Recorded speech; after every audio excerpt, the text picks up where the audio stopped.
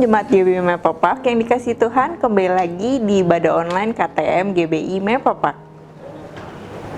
Kami berharap jemaat yang menonton tayangan ini dapat merasakan hadirat Tuhan dalam firman Tuhan yang disampaikan oleh hamba-Nya.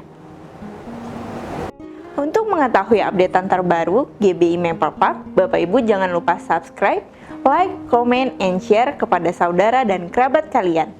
Selamat beribadah, kiranya Tuhan Yesus memberkati. Shalom jemaat yang dikasihi Tuhan, mari kita saksikan kegiatan GBI Mepapak dalam sepekan ini. Ibadah online GBI Rayon 1D, Minggu 13 Desember 2020 akan dilayani oleh Pendeta Andre Imam. Premier pukul 6 pagi di YouTube channel GBI Rayon 1D. Untuk jemaat yang ingin didoakan secara khusus, dapat menghubungi di nomor berikut ini. Untuk kegiatan GBI Mepapak, Bapak Ibu dapat melihat sosial media kami di slide berikut ini.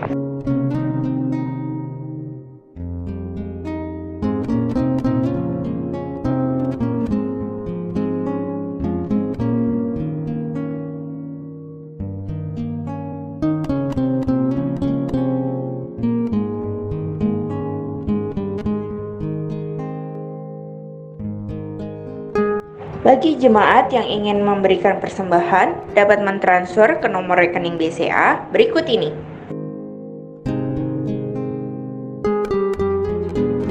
Demikianlah info news GBI Mepapak sepekan ini. Mari kita siapkan hati untuk memulai ibadah KTM pada hari ini. Tuhan Yesus memberkati. Deklarasi iman dalam lindungan Allah.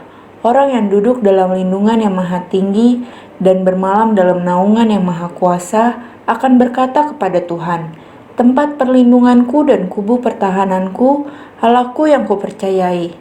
Sungguh dialah yang akan melepaskan engkau dari jerat penangkap burung, dari penyakit sampar yang busuk. Dengan kepaknya ia akan menundungi engkau, di bawah sayapnya engkau akan berlindung. Kesetiaannya ialah perisai dan pagar tembok. Engkau tak usah takut terhadap kedahsyatan malam, terhadap panah yang terbang di waktu siang, terhadap penyakit sampar yang berjalan di dalam gelap, terhadap penyakit menular yang mengamuk di waktu petang. Walau 1000 orang rebah di sisimu dan 10.000 di sebelah kananmu, tetapi itu tidak akan menimpamu. Engkau hanya menontonnya dengan matamu sendiri dan melihat pembalasan terhadap orang-orang fasik. Sebab Tuhan ialah tempat perlindunganmu, yang maha tinggi telah kau buat tempat perteduhanmu. Malapetaka tidak akan menimpa kamu, dan tulah tidak akan mendekat kepada kemahmu.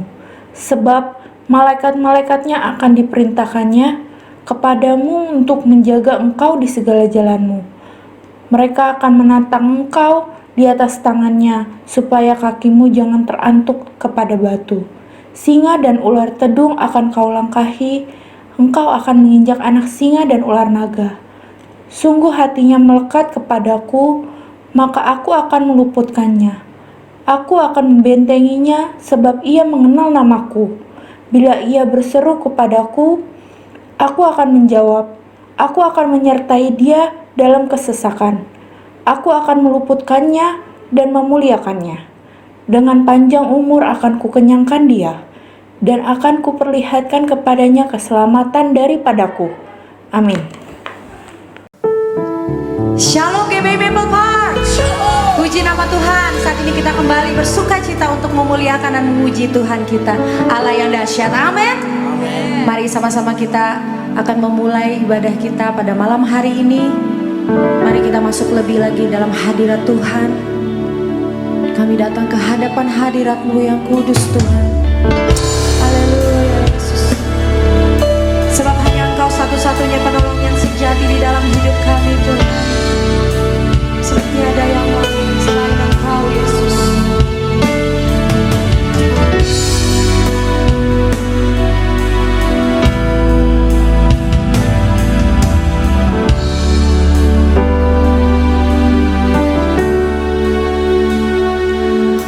Lebih dari segalanya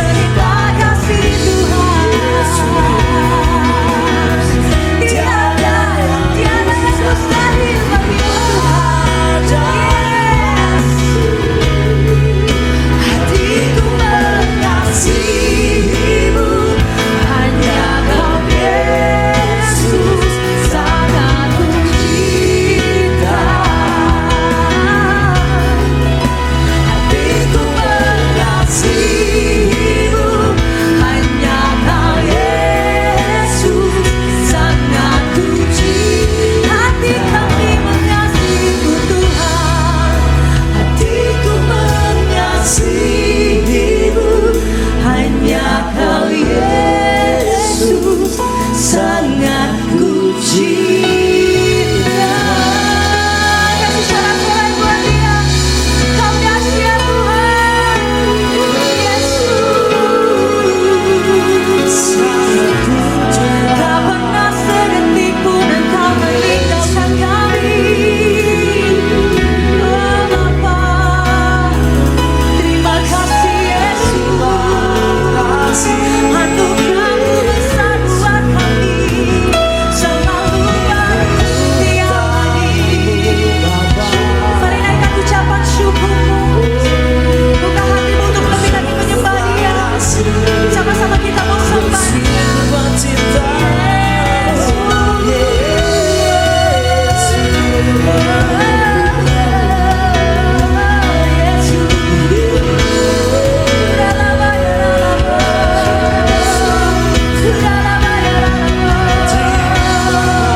Kami naikkan sembah syukur kami. Sebab Engkau ajaib, Engkau perkasa, Engkau dahsyat. Selamanya dahsyat di dalam hidup kami Tuhan. Biarlah bersih, biarlah bayar-bayar. Biarlah bayar-bayar. Yesus, kami tahu penyertaan-Mu selalu sempurna buat setiap kami Tuhan. Saat ini kami siap mau lebih lagi untuk memuliakan Engkau, sebab hanya Engkau yang layak untuk dimuliakan, hanya Engkau yang layak untuk ditinggikan. Terpuji nama-Mu kekal selama-lamanya. Haleluya, amin. Mari berikan sorak-sorak yang paling meriah buat Tuhan kita. Yes.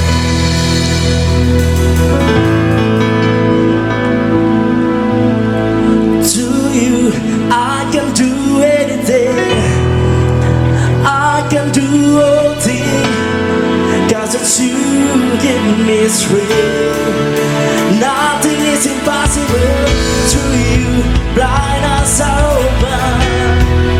Souls are broken. I'm living by faith. Nothing is impossible. Oh, oh, oh, oh, oh, oh, oh, oh, oh, oh. Say, no, oh, oh, oh, oh, oh, oh, oh, oh. Mari dengan iman, say, I'm not gonna live by what I see. Oh, I'm not gonna live by what I feel. Say, but deep down I know that you're here with me. I know that you can do anything. To you, I can do anything. Say, I can do all things. 'Cause it's you give me strength. Nothing is impossible to you. Blind eyes are open. Souls are broken. I'm living by faith. Nothing is impossible. Oh, oh, oh, oh, oh, oh, oh, oh, oh, Mari dengan iman, say, I'm not gonna live by what I see. I'm not gonna live by what I feel. Hey, deep down I know that you live with me. I know that you can do anything. To you, I can do anything. Say, I can do all things. 'Cause it's you give me strength. Nothing is impossible to you. Blind eyes are open. Souls are broken. I'm living by faith. Nothing is impossible. Mari sama-sama tepuk tangan di atas kepala buat Tuhan kita. Hey, haleluya. Mari sama-sama dengan imanmu.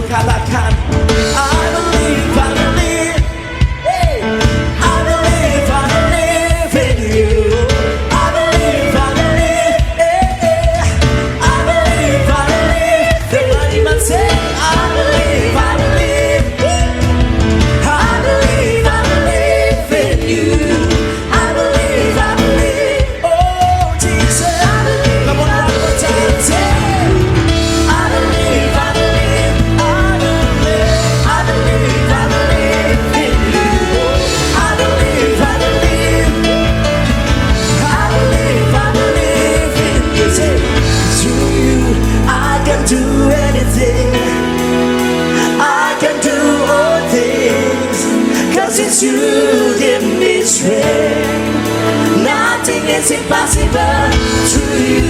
Blind eyes are open, souls are broken. I am living by faith. Nothing is impossible through you. I can do anything. I can do all things, 'cause it's you give me strength. Nothing is impossible to you. Blind eyes are open, strongholds are broken. I'm living by faith. Nothing is impossible. I believe, say, I believe in you. Oh, I believe in you. Say, I believe, oh, I believe in you. Oh, I believe, oh, I believe,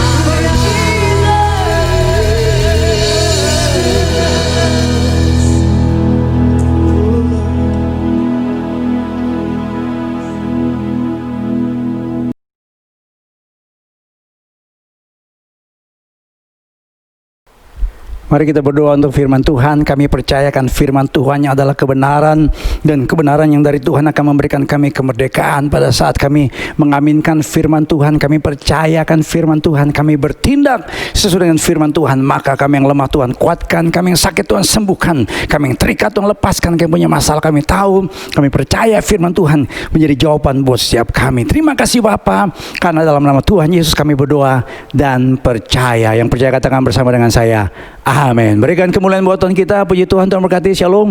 Silakan tubuh sekalian. Saya akan bicara pada saat ini pengharapan di dalam situasi yang sulit, saudara. Kita bersyukur walaupun kita belum bisa beribadah secara langsung. Terima kasih untuk PD Shalom. Terima kasih buat hambanya Pak Pendeta Ferry. Terima kasih buat seluruh pengurus dari PD Shalom di Maple Park. Terima kasih untuk kesempatan saya bisa melayani. Dan walaupun kita belum bisa berhadapan langsung, tapi kita percaya kehadiran Tuhan, kuasa Tuhan, pertolongan Tuhan, anugerah Tuhan selalu berlimpah dalam kehidupan kita. Puji Tuhan, haleluya. Pengharapan di dalam situasi sulit yang saya bacakan dalam Markus pasal yang kelima mulai ayat yang ke-25. Markus pasal 5 mulai ayat yang ke-25. Adalah di situ seorang perempuan yang sudah 12 tahun lamanya menderita pendarahan. Ia telah berulang-ulang diobati oleh berbagai tabib sehingga telah dihabiskannya semua yang ada padanya. Namun sama sekali tidak ada faedahnya, malah sebaliknya keadaannya makin memburuk. Dia sudah mendengar berita-berita tentang Yesus, maka di tengah-tengah orang banyak itu ia mendekati Yesus dari belakang dan menjamah jubahnya, sebab katanya, asalku jamah saja jubahnya aku akan sembuh. Seketika itu juga berhentilah pendarahannya dan ia merasa bahwa badannya sudah sembuh dari penyakitnya. Pada ketika itu juga Yesus mengetahui bahwa ada tenaga yang keluar dari dirinya. Lalu ia berpaling tengah orang banyak dan bertanya, siapa yang menjamah jubahku? Murid-muridnya menjawab, engkau melihat bagaimana orang-orang ini berdesak-desakan dekatmu dan engkau bertanya, siapa yang menjamah aku? Lalu ia memandang sekelilingnya untuk melihat siapa yang telah melakukannya itu. Perempuan itu menjadi takut dan gemetar ketika mengetahui apa yang telah terjadi atas dirinya. Tampil dan tersungkur depan Yesus dan dengan tulus memberitahukan segala sesuatu kepadanya. Maka katanya kepada perempuan itu, hai anakku, imanmu telah menyelamatkan engkau.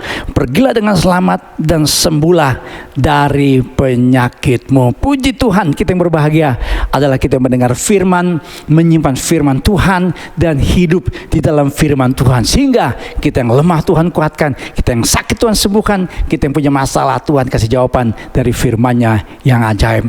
Saudara-saudara, lebih dari setengah penduduk dunia stres akibat yang namanya pandemi corona. Di Indonesia disurvei kurang lebih 64,3% orang cemas dan depresi karena COVID-19. Manusia pasti kalau mengalami masalah berkali-kali bertubi-tubi, dia akan mengalami namanya tingkat depresi yang luar biasa. Penelitian dari Hansel yang membuktikan kalau orang itu, coba lihat di gambar, kalau orang terus-menerus mengalami tekanan, dia akan mengalami stage. Saudara lihat yang paling bawah, exhaustion stage, di mana seseorang akan mengalami yang disebut dengan tahap kepayahan. Tetapi saya selalu memberikan rumus buat jemaat Tuhan yang berbunyi T ditambah R sama dengan H. T adalah tantangan, R adalah respon, H adalah hasil. Yang namanya T itu di luar kendali kita. Yang namanya T itu selalu terjadi di luar dugaan kita. Seperti yang kita alami pada saat ini. Siapa yang nyangka bahwa kita harus berbulan-bulan keadaannya seperti begini, menghadapi pandemi COVID-19. Itu yang namanya T, tantangan, sakit penyakit, persoalan, masalah rumah tangga, hutang yang belum selesai. Itu T, tantangan. Tetapi T tidak otomatis jadi H, karena ada yang namanya faktor R. Apa itu R? Respon. Saya teringat ada sebuah kalimat yang berkata begini, life is 10% what happens to you and 90% how you respond to it. Respon manusia menghadapi tantangan seringkali saudara pakai kekuatan manusia, sehingga manusia yang terbatas itu mengalami namanya keputusasaan. Tetapi respon manusia yang berharap pada Tuhan, Tuhan yang Maha Kuasa, ada pengharapan di dalamnya. Saudara-saudara, apa artinya pengharapan? Pengharapan itu artinya expect with confidence. Believing things can change. Kalau dalam pernikahan kita saat ini ada gonjang-ganjing, dan seorang istri berkata, Pak, saya percaya apa yang telah dipersatukan Tuhan tidak bisa diceraikan oleh satpam, oleh manusia. Saudara, kalau seorang istri berkata demikian, dia punya pengharapan. Kalau seorang sakit berkata, Pak, saya pasti mengalami keadaan yang lebih baik, saya akan mengalami kesembuhan, Tuhan pasti tolong saya, mujizat pasti terjadi dalam hidup saya. Itu namanya elpis dalam bahasa Yunaninya, menginginkan, menantikan perubahan yang lebih baik. Saudara, dalam situasi yang seperti ini, pengharapan kepada Tuhan tidak pernah mengecewakan kita. Pengharapan di dalam Tuhan itu menjadi kekuatan, menjadi jaminan buat kita bisa melewati keadaan situasi yang sulit. Reverend Billy Graham, seorang hamba Tuhan yang Tuhan pakai di abad 20, ini penginjil yang paling banyak berkhotbah dan memenangkan jiwa menurut data yang didapat, saudara, dari pelayanan penginjilan sedunia. Dan Billy Graham mengatakan, saudara, saya kira tidak ada seorang pun yang dapat hidup tanpa pengharapan. Sebagaimana oksigen bagi paru-paru, harapan merupakan alat bertahan hidup di dunia ini. Dan Alkitab dipenuhi dengan pengharapan. Bagaimana, saudara, kita melihat pengharapan dalam situasi yang sulit? Bagaimana orang-orang percaya dalam situasi seperti begini yang berkata, Pak, dagangan jadi sepi, Pak, omset jadi menurun, Pak, saya kena COVID-19, Pak, saya dalam keadaan yang sulit, rumah tangga kami diambang perceraian. Bagaimana kita punya pengharapan dalam situasi yang sulit? Yang pertama, kita harus punya keyakinan iman. Perempuan yang sakit pendarahan 12 tahun ini situasi yang sulit yang dihadapi. Karena seorang perempuan yang sakit pendarahan 12 tahun, nanti kita akan lihat dalam tradisi Yahudi, ini perempuan yang dikucilkan. Dikatakan Alkitab, saudara, dia sudah kemana-mana untuk mendapatkan kesembuhan dari macam-macam tabib. Uangnya sudah pasti habis.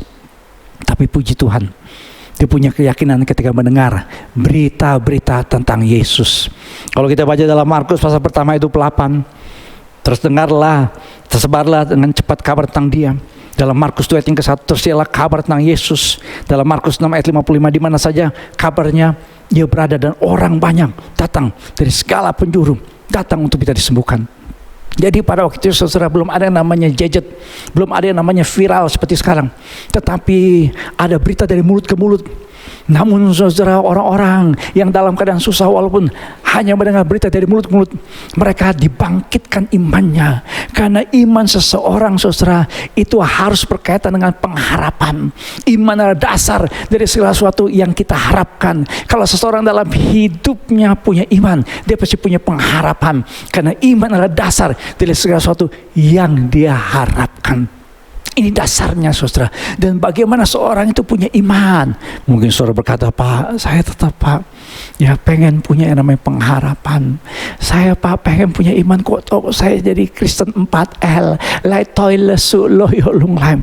Saudara-saudara, ternyata tadi seperti perempuan yang sakit pendarahan 12 tahun, dia mendengar berita-berita tentang Yesus. Karena Alkitab mengatakan iman timbul dari mana? Dari pendengaran oleh firman Kristus. Zaman sekarang, saudara, ketika dalam keadaan sulit, kita dengar hoax yang macam-macam. Kita dengar berita-berita, saudara, yang membuat kita tidak mendapatkan kekuatan. Justru membuat kita, saudara, jadi tawar hati, jadi tambah takut. Karena kenapa, saudara? Sebuah survei ya mengatakan kalau orang itu dengar yang namanya berita hoax, itu membuat orang mengalami yang namanya masalah kesehatan mental. Orang yang terpapar berita hoax itu membutuhkan terapi, katanya. Karena dikuasai yang namanya kecemasan, stres. Kadang merasa kesepian karena berita-berita palsu. Dia akan mengalami yang namanya PTSD, Post Traumatic Stress Syndrome, yang membuat dia jadi cemas sampai mengalami yang namanya hal-hal yang buruk dalam hidupnya. Saudara-saudara, pengaruh pikiran itu, saudara, membuat kita bisa jadi sakit. Ya, dari pikiran masuk ke perasaan, dari perasaan masuk kepada hal-hal yang bersifat fisik. Hasil penelitian membuktikan, saudara, 75-85% orang sakit karena reaksi dari emosi yang negatif. Orang yang cemas, katanya, lebih banyak mengunjungi dokter daripada orang yang flu and pilek.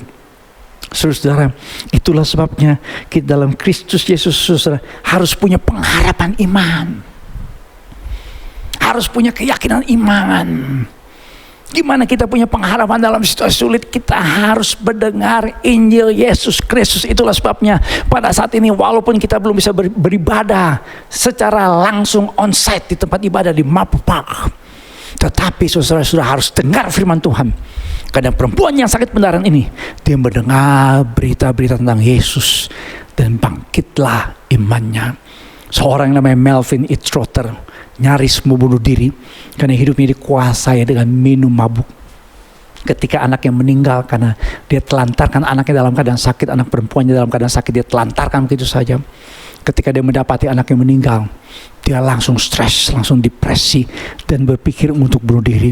Ketika dia mau menenggelamkan dirinya di sebuah danau di Michigan, Amerika Serikat di musim dingin, dia lewat di sebuah tempat ibadah. Dia mendengar puji-pujian, dan Tuhan bekerja, Roh Kudus bekerja, menjamah hatinya, dan ditarik oleh Tuhan di situ. Dia masuk tempat ibadah. Tiba-tiba ketika dia duduk, ada seorang bapak di sampingnya yang tidak pernah dia tahu, dia tidak pernah berjumpa dengan dia, yang tidak dia kenal, berdoa buat dia. Dan Tuhan jamah pada malam itu, saudara. Nah, apa yang terjadi? Melvin E. Trotter, Tuhan selamatkan. Dan kalau saudara buka, saudara, di Wikipedia, maka Mel Trotter Ministries membantu ribuan orang-orang yang dikuasai oleh yang namanya alkohol. Kenapa hidupnya Tuhan rubah? Karena dia punya pengharapan dalam situasi yang sulit. Kenapa dia punya pengharapan? Karena dia mendengar firman Kristus Yesus yang dikhotbahkan oleh seorang hamba Tuhan. Ada seorang yang berdoa buat dia, dan dia diselamatkan Tuhan. Penelitian di Universitas Boston, Amerika Serikat, saudara, mengatakan orang kalau baca Alkitab dengan bersuara, seseorang akan mengalami dampak yang hebat dalam proses penyembuhan tubuh dari sakit penyakit, bahkan untuk penyakit sekaliber kanker. Jadi dengan kata lain, penelitian ini mengatakan kalau orang mendengar firman, dia baca Alkitab, dia dengar suaranya sendiri, apa yang terjadi, saudara?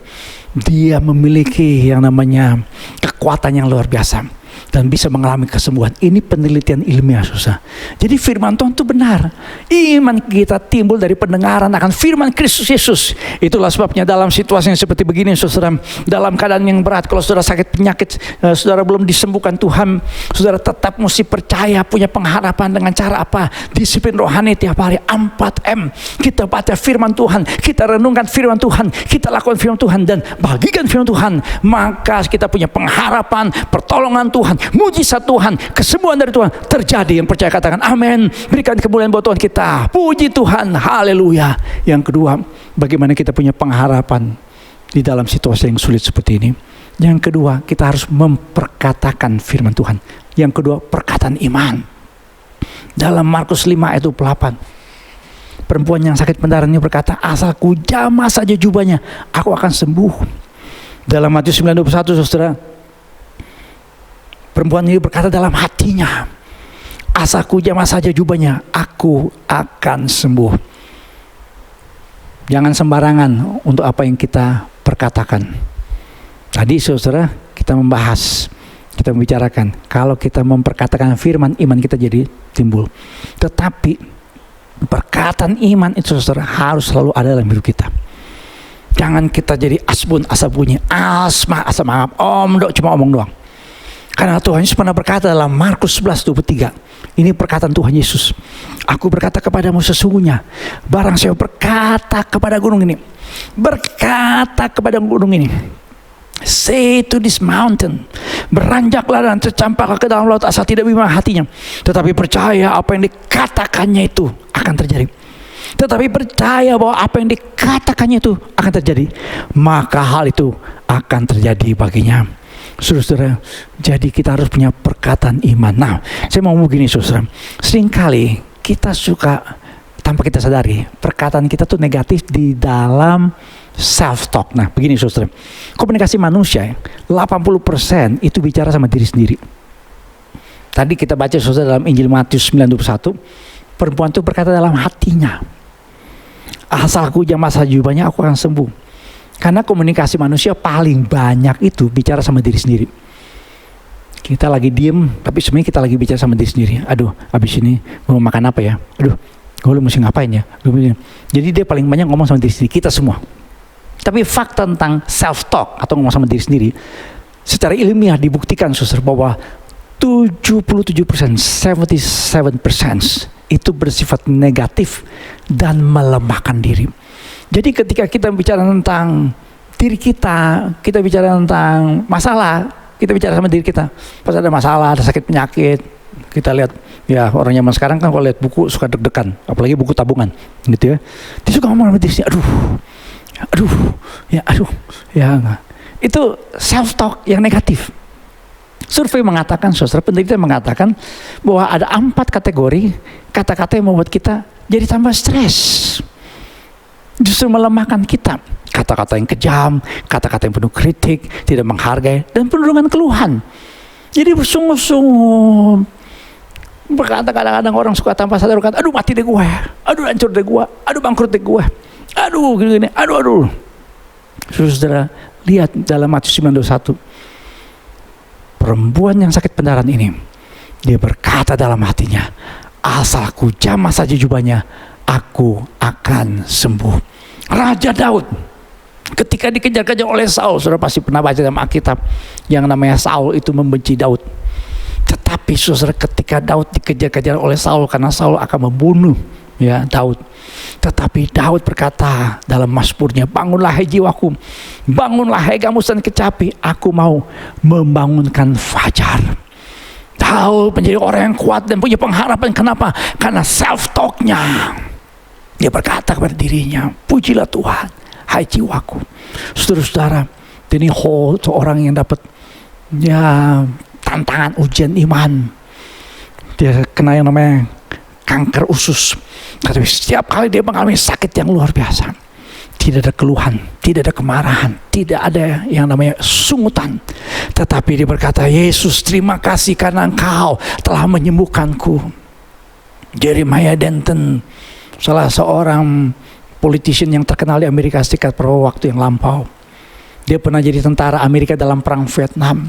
Ketika ditawan dalam perang Vietnam oleh Vietcong musuh Amerika, dia memperkatakan ayat-ayat firman Tuhan dalam doanya.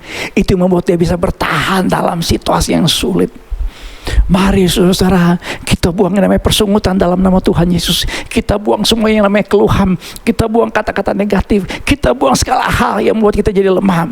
Tapi perkatakan firman Tuhan, perkatakan ayat-ayat firman Tuhan, perkatakan Roma 5 ayat 13, Allah adalah sumber pengharapanku, memenuhi hidupku dengan segala sukacita dan damai sejahtera dalam iman, supaya oleh kuasa Roh Kudus saya berlimpah-limpah dalam pengharapan. Katakan perkataan iman berdasarkan Roma 5 ayat yang kelima, yang berkata pengharapan dalam Kristus tidak pernah mengecewakanku, karena kasih Allah telah dicurahkan dalam hatiku oleh Roh Kudus yang telah dikaruniakan di dalam hidupku.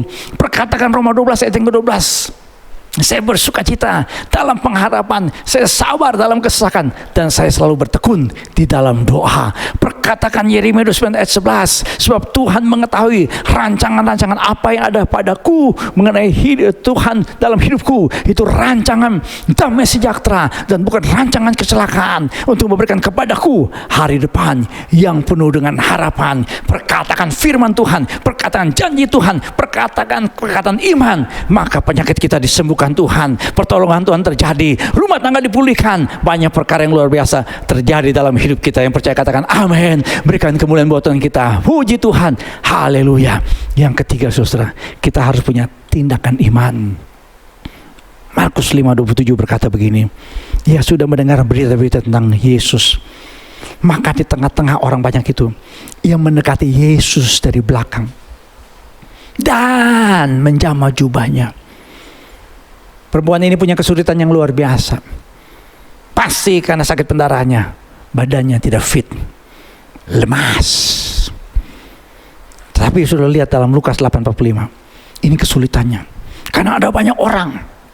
Karena ketika Tuhan Yesus bertanya, siapa yang menjamah aku? Murid-muridnya berkata, guru, orang banyak mengerumuni dan mendesak engkau. Bahasa Inggrisnya diterjemahkan pushing you from every side. Jadi berdesak-desakan, pack. Apalagi tantangan kalau sudah baca dalam Imamat 15 ayat 25 sampai 27. Kalau sudah baca dalam Alkitab, dalam Imamat 15 ayat 25, apabila seorang perempuan berhari-hari lamanya mengeluarkan lelehan, yaitu lelehan darah yang bukan pada cemar kainnya, maka perempuan itu najis. Tiap orang yang kena barang-barang itu menjadi najis. Makanya kenapa di dalam Markus 8:33 perempuan itu ketakutan. Kenapa dia ketakutan? Kenapa dia gemetar? Ketika Tuhan bertanya, siapa yang telah menjamah jubahku? Karena kalau dia menjamah jubah Yesus, jadi cemar, jadi najis. Ini melanggar hukum Taurat. Tetapi saudara, Tuhan Yesus melihat iman dari wanita ini. Tuhan Yesus datang untuk menggenapi Taurat Tuhan, untuk menggenapi janji Tuhan dalam perjanjian lama.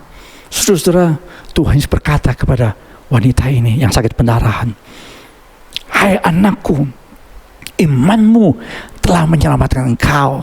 Pergilah dengan selamat dan sembuhlah dari penyakitmu." Ketika perempuan ini harus bertindak, dia berjibaku, dia berdesak-desakan, dia harus berjuang. Inilah yang namanya tindakan iman. Seringkali Tuhan izinkan ada situasi yang sulit terjadi supaya kita punya tindakan iman itu nyata di depan Tuhan, supaya Tuhan bisa melihat iman kita. Seringkali saudara, kita bertumbuh dalam situasi yang sulit, dalam keadaan yang terhimpit. We don't grow when things are easy. We grow when we face challenges.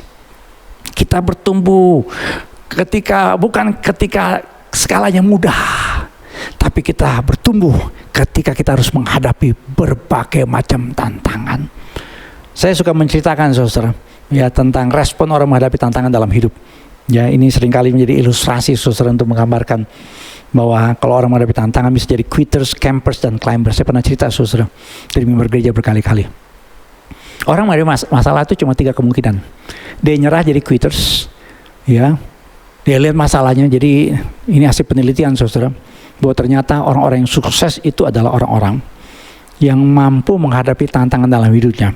Jadi sekarang ada yang namanya adversity question, kecerdasan menghadapi tantangan. Nah, orang yang EQ-nya atau adversity question-nya rendah itu adalah orang yang disebut quitters, yang lihat masalah, pergumulan, kesulitan, himpitan, sakit, penyakit, dia langsung nyerah. Langsung lagunya apa? Ya nasib, mengapa begini? Jadi dia nyerah. Ya, ini orang yang pasti kalah. Ya, ini orang-orang yang tidak punya pengharapan. Kenapa? Karena dia tidak ada action sama sekali. Lihat masalah, langsung nyerah. Yang kedua adalah campers. Campers adalah orang-orang yang mencoba naik gunung persoalannya. Dia coba taklukkan gunung persoalannya. Tapi sampai di tengah, dia berhenti. Bikin camp, makanya disebutkan campers. Ini seperti orang Kristen, saudara. Dia berkata, "Pak, saya akan berdoa, Pak. Ya, tapi doanya cuma seminggu. Ya, Pak Pendeta, saya percaya, Pak. Ya, Tuhan pasti sembuhkan saya. Tapi percayanya cuma 2 minggu. Ya, Pak, saya yakin, Pak, Tuhan pasti pulihkan pekerjaan saya. Tapi percayanya cuma 3 minggu. Jadi dia berhenti di satu titik. Itu namanya campers. Nah, orang-orang yang sukses dalam hidup adalah orang-orang yang selalu menghadapi challenge, menghadapi tantangan, menghadapi persoalan, menghadapi kesulitan hidup, dia taklukkan. Itu yang disebut dengan climbers. Dari kata to climb. To climb itu dia memanjat. Dia memanjat terus, dia naik terus, dia naik terus, dia naik terus. Dan taklukkan gunung persoalannya. Menurut survei saudara, hanya 28%,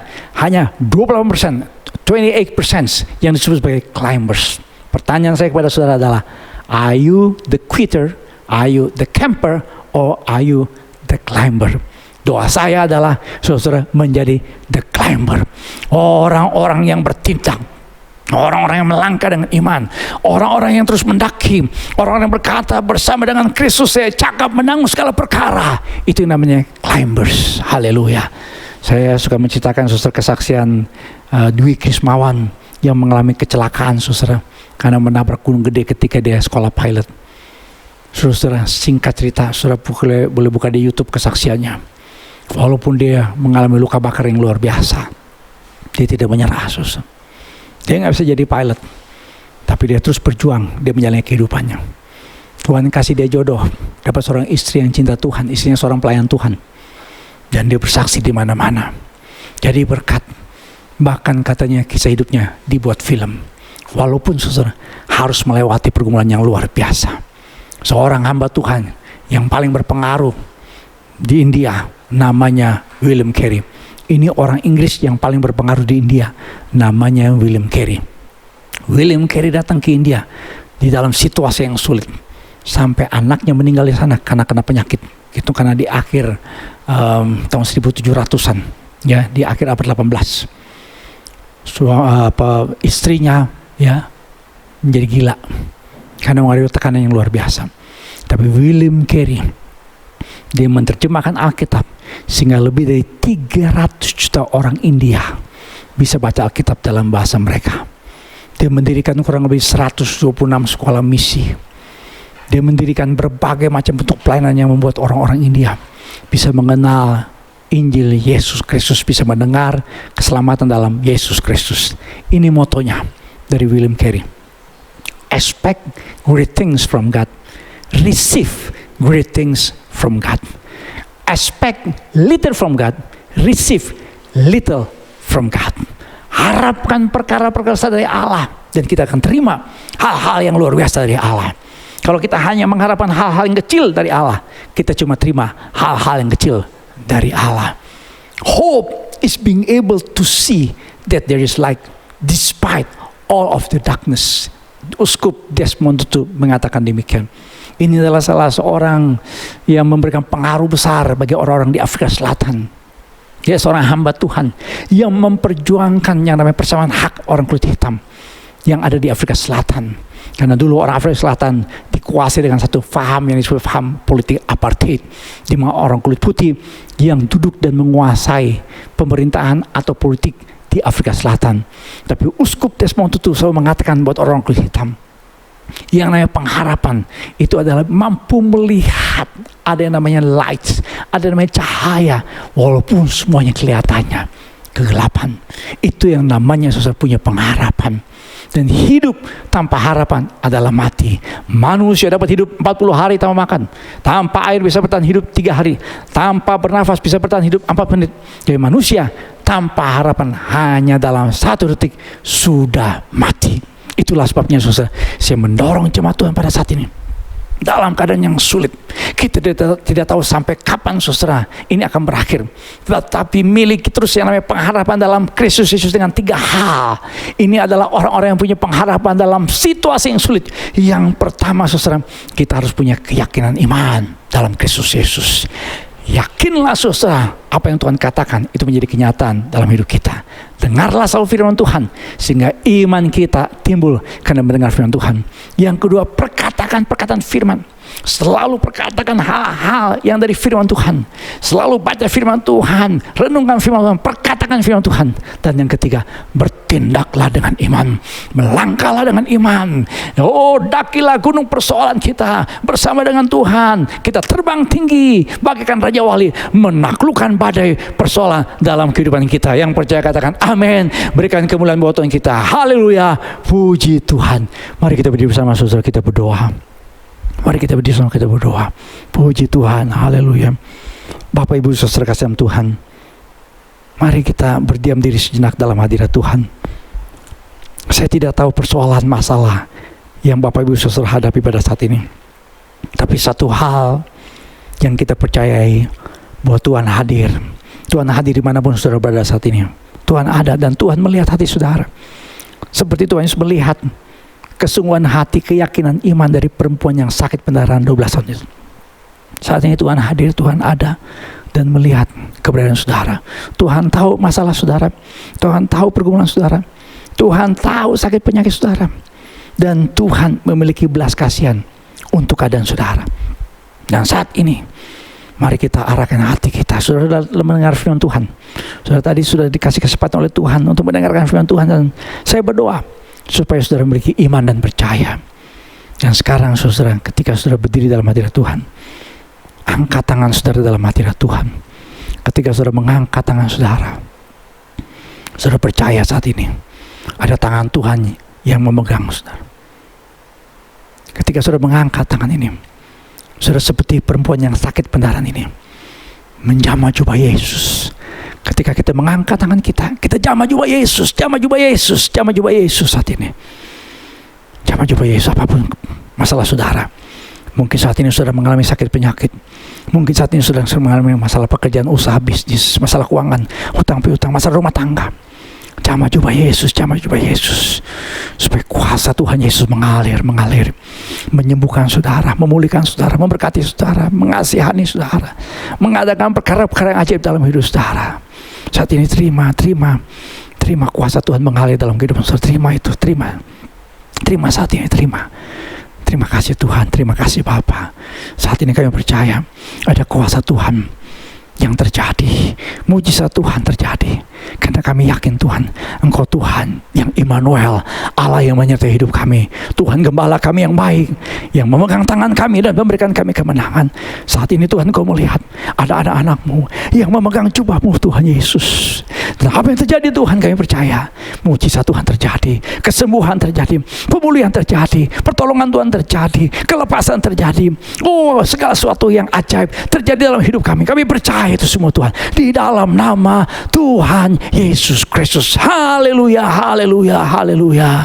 Yang percaya katakan bersama dengan saya, amin, amin, amin. Berikan kemuliaan buat Tuhan kita. Tuhan memberkati. Terima kasih Bapak Ibu sekalian. Terima kasih Bapak Gembala, Pak Ferry. Terima kasih buat para pengurus.